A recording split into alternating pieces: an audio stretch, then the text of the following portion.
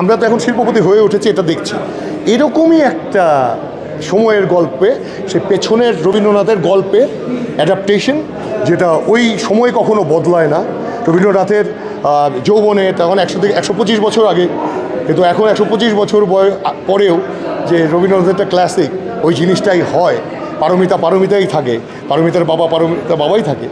আমি সেই লোকটি, বাবার চরিত্র যেটা, সেটা হচ্ছে ওসমান আলী খান। নাটকের এই কালার সে কাল আপনার চোখে কেমন দেখেন? হ্যাঁ, নাটকের এই কাল সে কাল আপনার চোখে কেমন, আসলে পার্থক্যটা কী দেখেন? এটা লাইন, এটা পাস্ট, এটা প্রেজেন্ট, এটা future. Present is for working, past is for reference, future is for planning. Past is for reference, যা হয়েছিল সেটা আপনি নিয়ে আসবেন, প্রেজেন্টে ওইটাতে কাজে লাগাবেন, সামনে এগিয়ে যাবেন।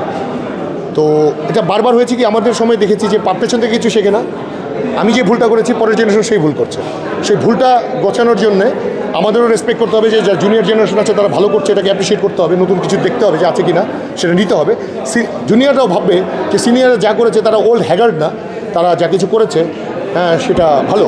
শুধুমাত্র হ্যাঁ, সব সিনিয়রই কিন্তু মানে, তারা একটা জুনিয়র যারা সিনিয়র অ্যাক্টর থেকে মানে না, তারা কিন্তু মানে ওই আইজেনস্টাইন, সেই মানে ওকে যাদেরকে মানছে, ইরানের বা রাশিয়ার বা জাপানের, যা হলিউডের যাদেরকেই মানছে, তারা তো সিনিয়ররা। আজকে যদি একটা কথা বলতে সিনিয়র, জুনিয়র তো না। তাহলে সিনিয়র আর জুনিয়র কম্বিনেশন যখন হবে, যেটা এখানে হচ্ছে, ডিরেক্টর করছে, দীপ্ত ডিবি করছে, it's a great effort by Deepto DB.